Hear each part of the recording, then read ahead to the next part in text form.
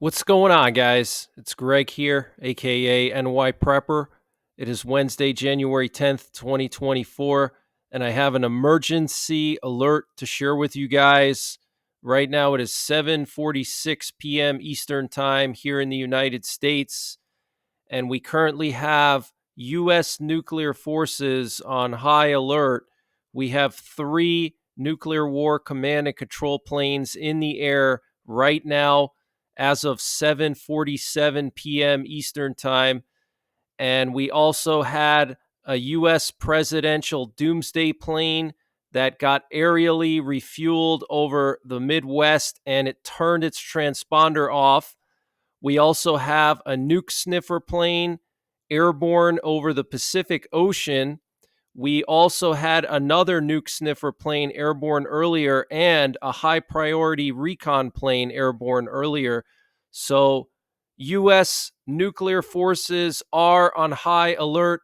U.S. continuity of government plans seem to be in play right now, with the Doomsday plane getting aerially refueled and turning its transponder off. Guys, when a plane turns its transponder off, that's very unusual because if a plane turns its transponder off, it's like driving at night on a highway with no headlights, okay? Nobody can see you and they can collide with you, okay? Same thing with planes, okay? The transponders tell all the other planes in the area where you are. And if you turn it off, nobody knows where you are. And since planes go 500 miles an hour, it's very easy to collide mid-air, okay? In addition to the Doomsday plane turning its transponder off earlier and getting aerially refueled, the nuclear war command and control planes that are airborne now just turned off their transponders. Let me show you what I'm talking about. So here we have one of the nuclear war command and control planes, the E-6 Mercuries, one of them going to the Gulf, and it turned its transponder off, okay? And then there was another one over here in Arkansas, also turned its transponder off in this area here near Shreveport. And then there's another one airborne off the coast of Virginia Beach that turned its transponder off. Okay, that's extremely unusual, guys. And then here we have the nuke sniffer plane heading west into the Pacific. And I don't think it turned its transponder off here. I think it's just out of range of the flight tracking software. Okay, so it can't be tracked. It's too far over the ocean. But it took off earlier this afternoon from Offutt Air Base and went straight west to the Pacific. Now, I have a source that lives right next to Offutt Air Base in Omaha, Nebraska, which is home of Strategic Command, the most important base in the U.S. military.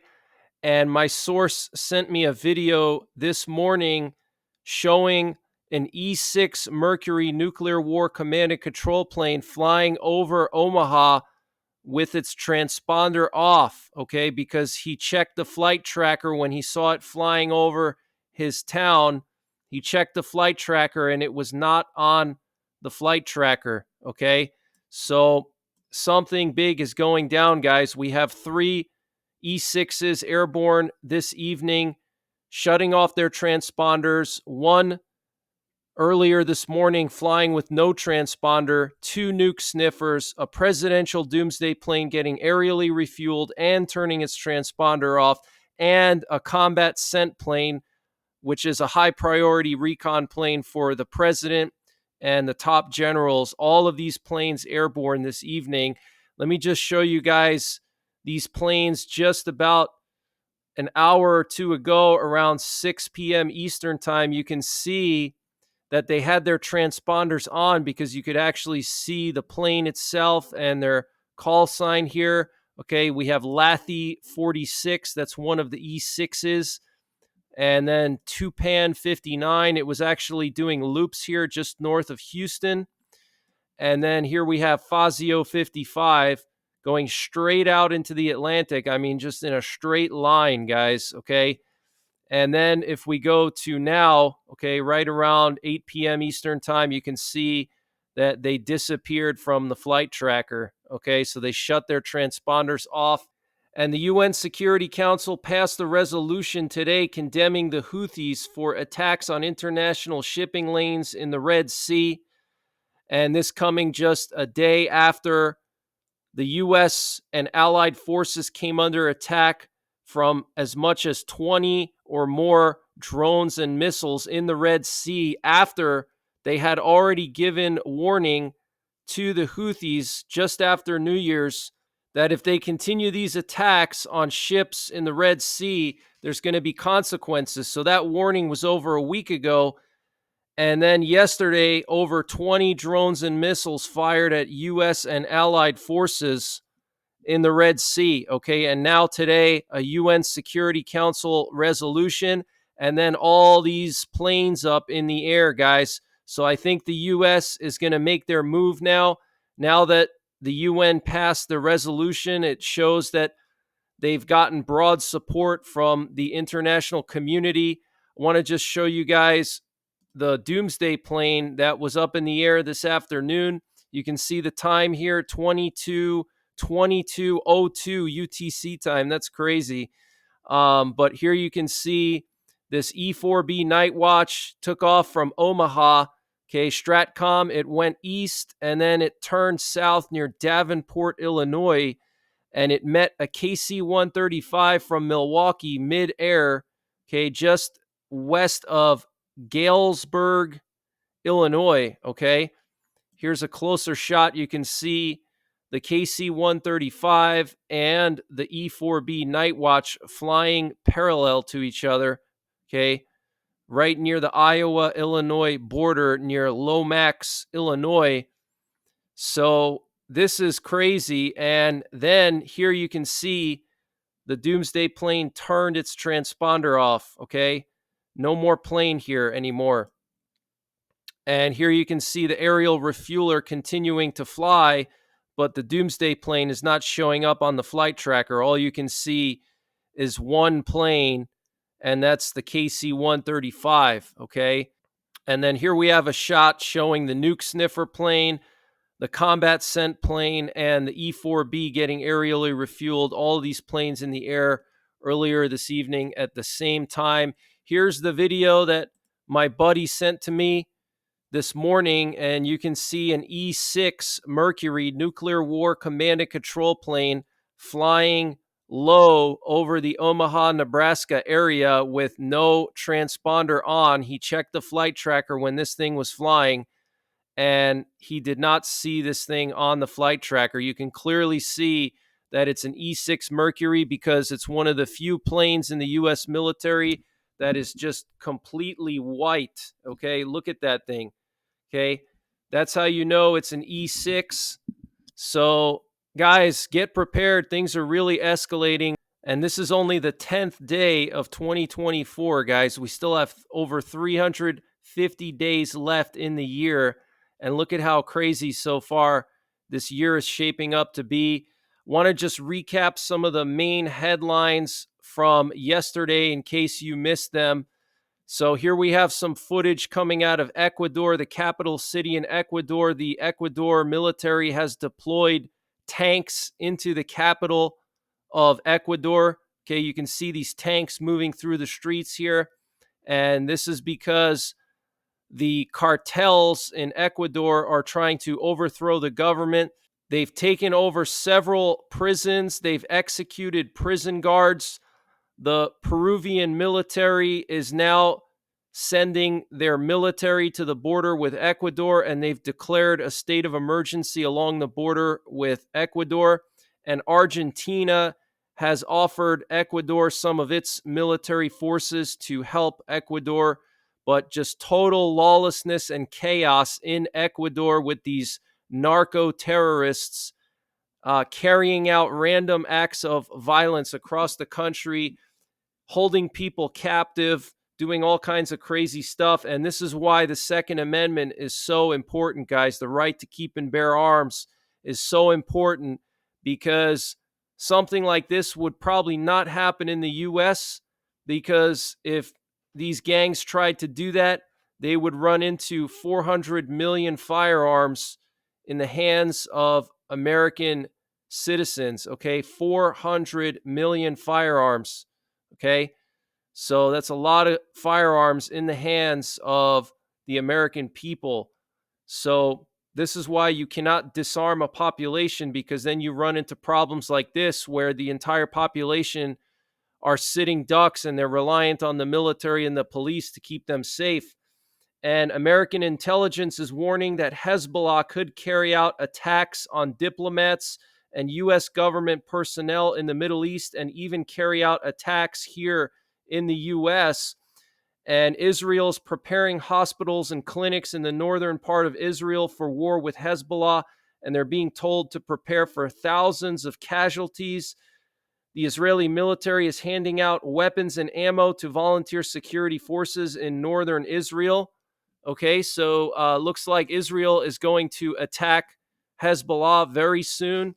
And this could all happen at the same time as the U.S. launches its massive attack on Yemen to demilitarize the Houthis. Here we have some video footage that came out of South Korea yesterday showing dozens and dozens of South Korean main battle tanks and armored vehicles being moved inside of South Korea. And this comes just right after North Korea fired hundreds and hundreds of artillery shells towards South Korea, towards the South Korean border, and even some of them landing in South Korean territory over the weekend. And we still don't know the details of that. The South Korean government hasn't specified exactly where those shells hit. Did they hit land? Did they hit water? We don't know. Okay, but we do know that at least 200 artillery shells were fired from North Korea, and they landed inside of South Korean territory. And South Korea had to evacuate 3 islands, okay, on the border with North Korea. So we have a lot of things going on. So I want to just read to you this UN Security Council resolution that was passed today. Here's the UN website. You can see Security Council strongly condemns Houthi attacks on Red Sea shipping. Okay, so this could be the last thing that the U.S. needed before going after the Houthis. Okay, so 11 votes in favor, none against, and 4 countries abstained: China, Russia, Algeria, and Mozambique. Okay, so this is huge news, guys. The UN Security Council on Wednesday passed a resolution condemning in the strongest terms the multiple attacks by Houthi rebels off the coast of Yemen, which have disrupted global trade and raised fears of further spillover from the war in Gaza. Okay, I want to just read to you the details here. The text calls for respect for the exercise of navigational rights and freedoms by merchant and commercial vessels in line with international law. And this update was sponsored by My Patriot Supply. Guys, My Patriot Supply is doing a 25% off sale on their 4-week emergency food supply. And to get the deal, you have to go to preparewithnYprepper.com. And again, that's 25% off of their 4-week emergency food supply. That's a $60 discount. And the food supply includes over 2,000 calories per day, up to a 25-year shelf life. It's packed into 2 rugged buckets and weighs 38 pounds total. Free shipping is included. And what's great about this is you have 4 weeks of food in just 2 buckets. You can easily put that anywhere. And if you have to bug out, you can easily throw that in your vehicle. Now, My Patriot Supply also has a general store where they sell pretty much any prepping and survival related product you could imagine. To get to their general store, you have to go to the My Patriot Supply logo at the top of the preparewithnYprepper.com webpage. You click on that logo and it takes you to their general store, and you can see they have pretty much anything you could imagine. They have potassium iodide at a great price. I have a few of these.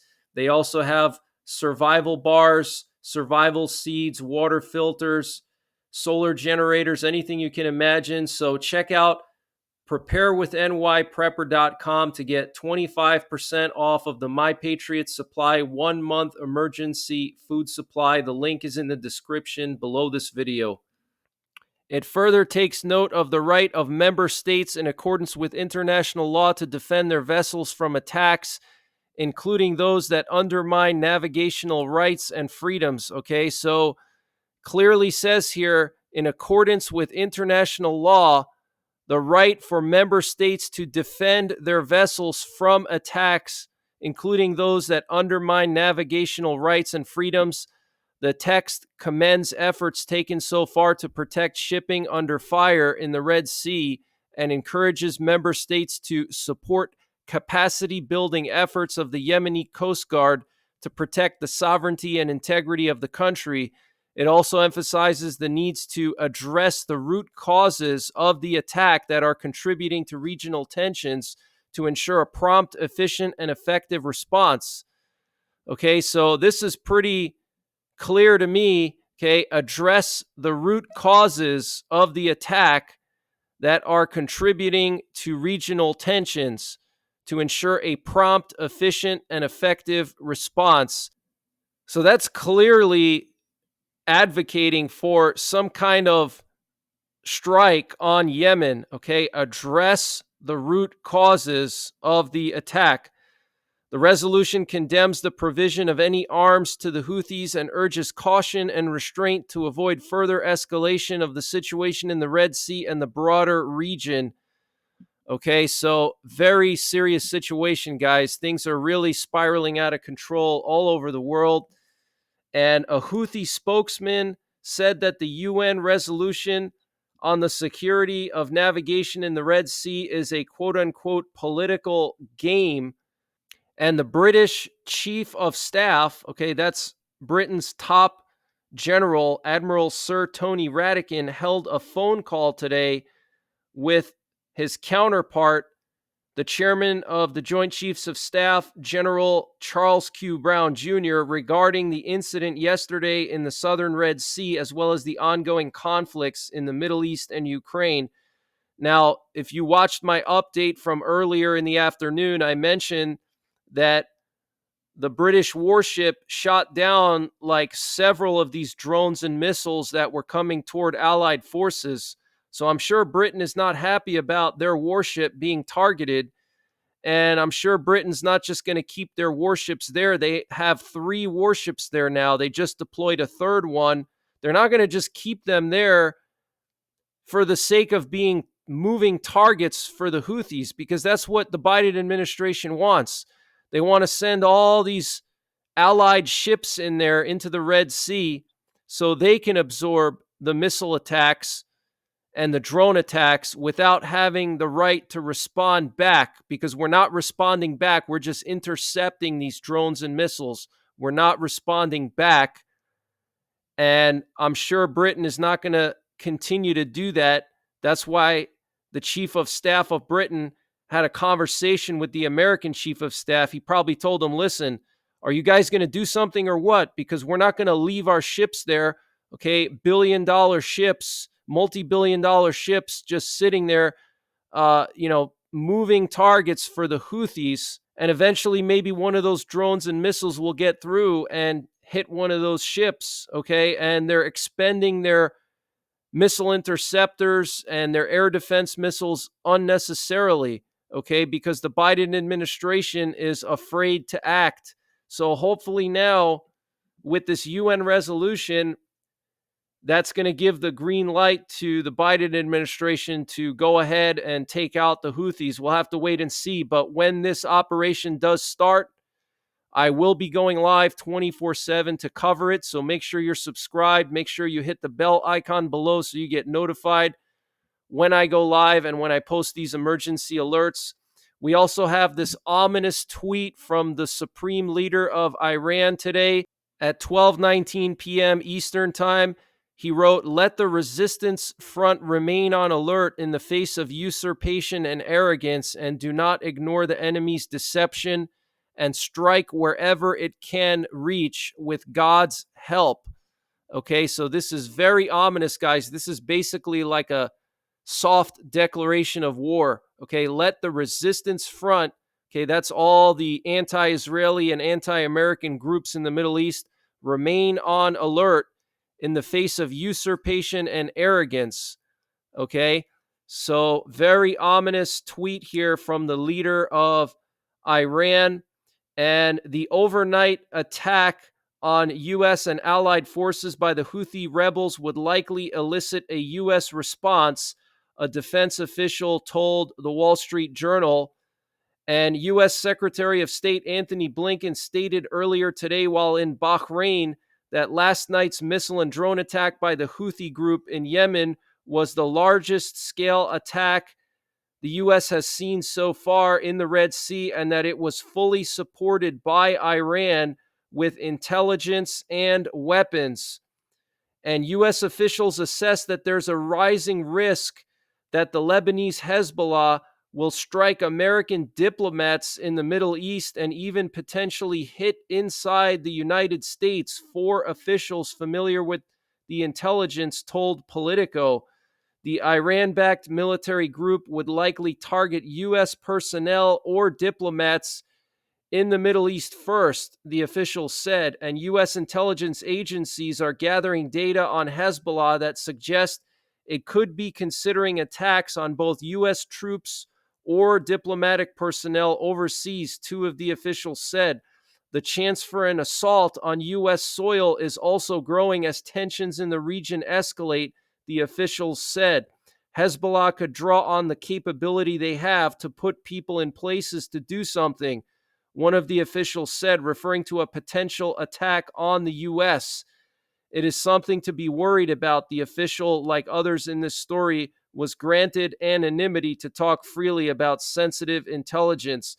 Okay, so U.S. intelligence is concerned that Hezbollah could attack our homeland in a 9/11 style attack, and that our diplomats and our troops overseas could be attacked. And if you remember, in early December, I reported that the FBI, the National Counterterrorism Center, and DHS put out a warning saying that the risk of terrorism over the winter is extremely high, and the chances of terrorism will increase here at home as things escalate in the Middle East. Okay, so that was over a month ago, guys.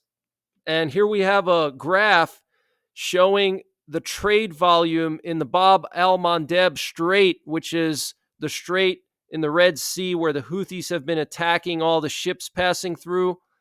And you can clearly see here this drop off. So you can see here, January 7th, 2024, the trade volume was 2.692 million.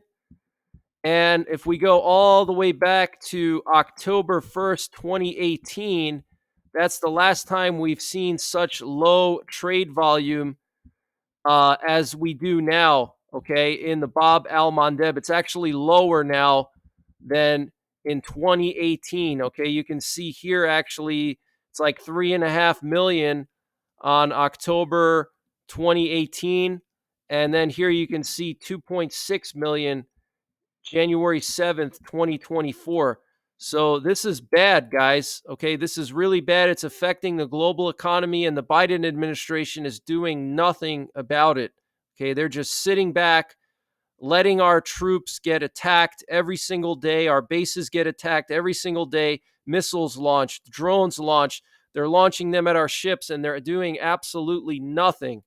Okay, hopefully they're going to do something now after this UN resolution, and they're not just going to keep, warning all the time without any action. Okay, and the U.S. representative to the UN accused Iran of transferring advanced drones and missiles to the Houthis in Yemen, and a Lebanese journalist close to Hezbollah threatened that if Israel responds to Hezbollah's response to the assassination of al-Aruri, Hezbollah will respond with a total war that will include the use of chemical weapons.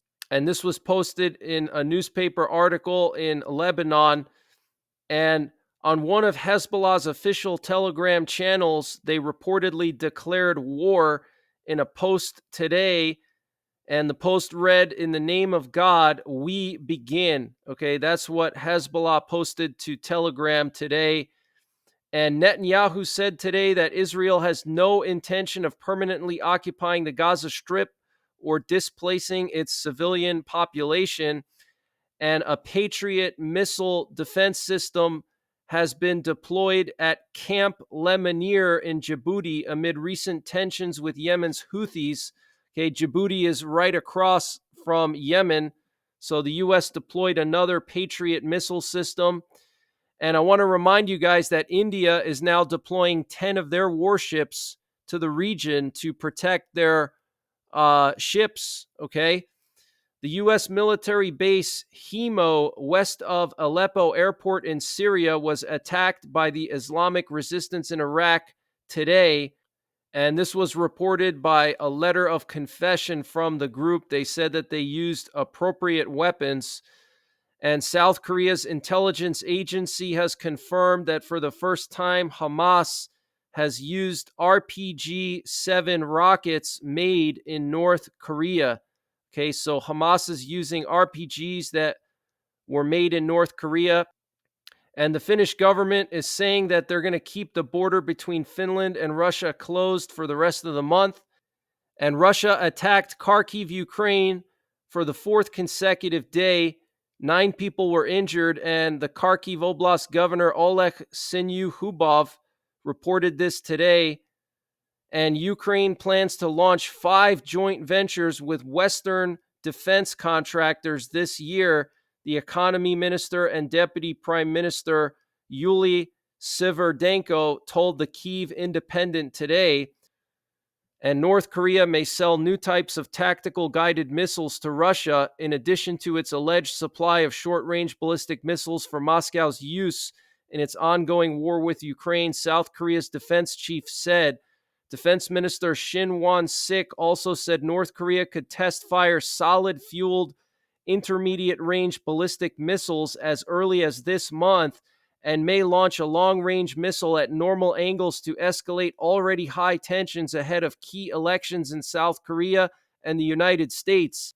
In an exclusive interview with Yonhap news agency on Wednesday, Shin said the weapons system unveiled by North Korean state media during leader Kim Jong-un's visit to a munitions factory earlier this week appears to be close-range ballistic missiles capable of carrying tactical nuclear weapons. Okay, that is huge, guys. Okay, Kim Jong-un is building short-range ballistic missiles capable of carrying tactical nukes. Do you know what he would use that for? Okay, that would be strictly for South Korea to launch into South Korea to hit Seoul with dozens and dozens of tactical nukes to overwhelm South Korea with them. Okay, the defense ministry evaluated the North Korean missiles atop mobile launchers as being CRBMs, which are about 5 meters long with a firing range below 300 kilometers. So very similar to like an Iskander missile or Scud missile.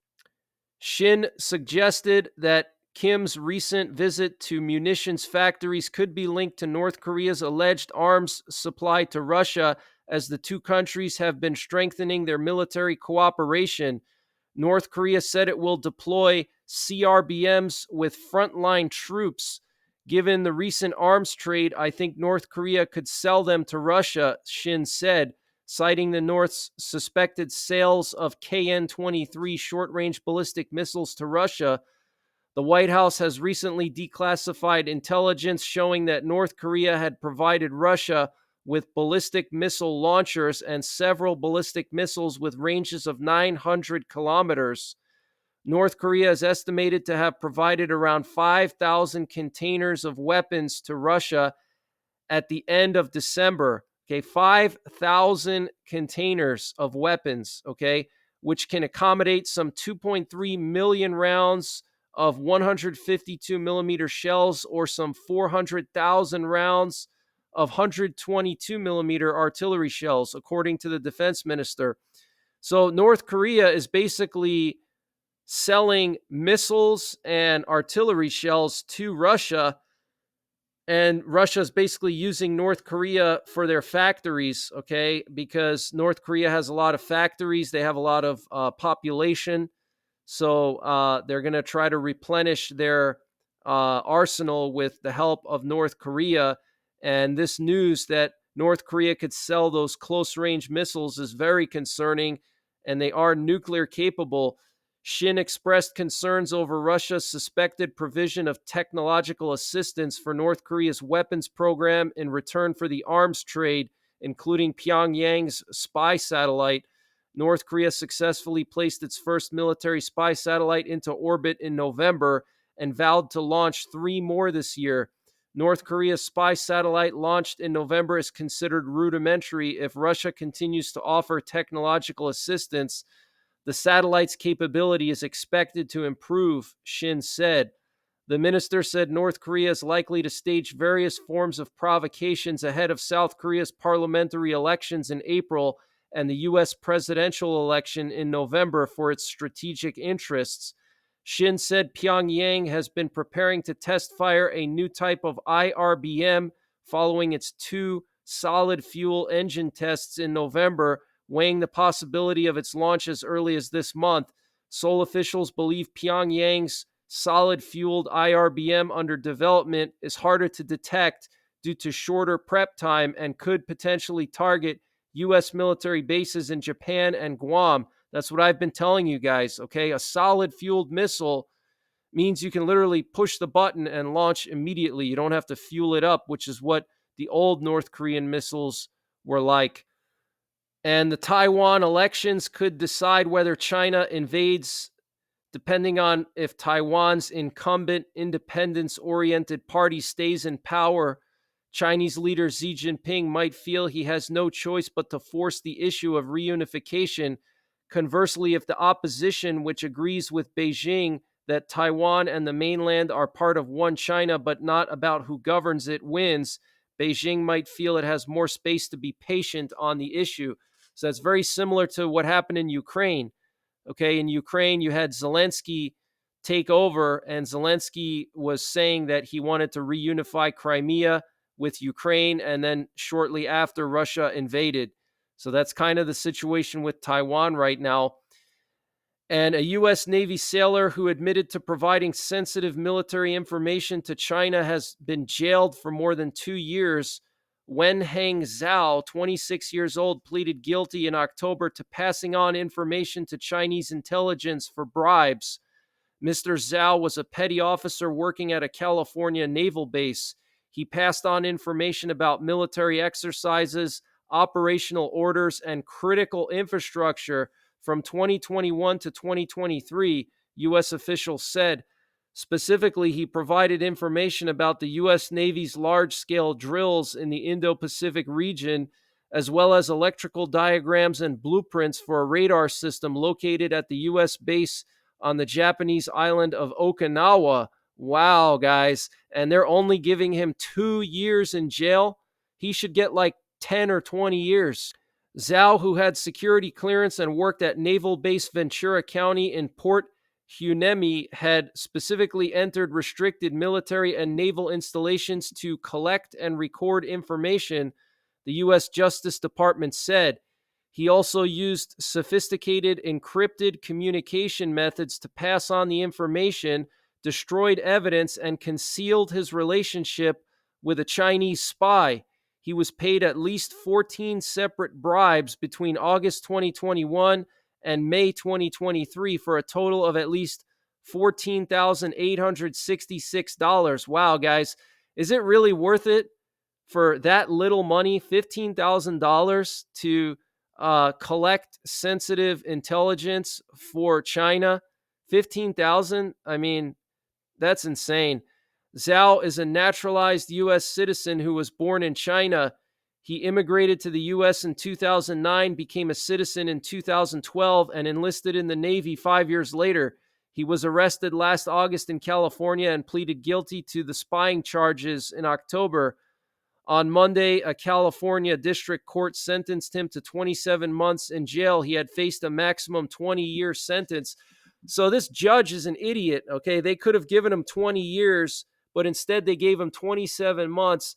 Okay, that's why they call it California. Okay, for that reason. Okay, they're being lenient on these Chinese spies. This guy was essentially a Chinese spy.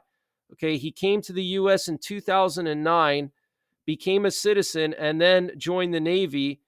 Okay, it's clear to me that he was some kind of a deep cover operative trained in China and sent here to collect info on our infrastructure, on that radar base in Okinawa, on military exercises over a 2-year period. That's very concerning, guys. Very concerning. And we know that China has already installed backdoors in all of our critical infrastructure. This was stated by the Director of National Intelligence. And if there is a war with Taiwan and we help Taiwan, China's going to go in and they're going to go into all these back doors and shut down our critical infrastructure, okay, and wreak havoc on it. And Russia plans to begin production of a new glide bomb called Drell in 2024. Russian state-run TASS media reported today, citing the Russian state-owned arms manufacturer Rostec. The bombs are designed to be dropped by jets far from their targets. The bombs then use a guided flight path to accurately deliver a payload that Western analysts consider to be a cluster munition. Over 100 countries signed the Convention on Cluster Munitions, banning their use, transfer, production, and stockpiling. Ukraine, Russia, and the U.S. are not among the signatories. And Chris Christie has announced he's going to be dropping out of the presidential race. So that's all the latest breaking news, guys. I will be back tomorrow with more updates, but U.S. nuclear forces are on high alert this evening. We could see a massive attack on Yemen any day now, any hour, okay? And also, the situation in Ecuador is really bad. The situation in Korea, Ukraine, I mean, all these places around the world, it's just getting worse and worse every single day. So make sure you're subscribed. Hit that notification bell below so you get notified when I post these alerts. And until tomorrow, have a good night. Take care. God bless. And don't forget the 3 Ps: prepare, practice, and persevere.